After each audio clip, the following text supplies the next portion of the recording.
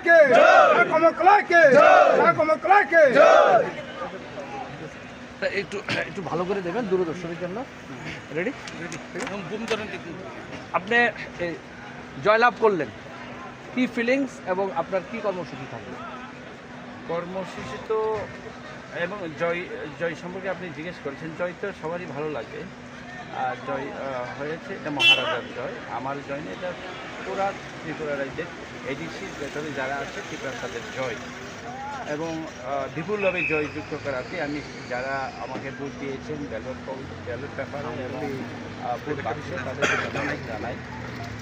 আর আপনি যেটা আরেকটা কথা বললেন কী করবেন, আমাদের এডিসিতে দেখুন আমরা লড়াই সংগ্রাম বলি যে এটা সাংবিধানিক অধিকার, আমাদের জমির অধিকার, আমাদের কনস্টিটিউশনাল রাইট, ল্যান্ড রাইট, আমাদের পলিটিক্যাল রাইট, এডুকেশন রাইট, এগুলো আমাদের এখনো হয় না।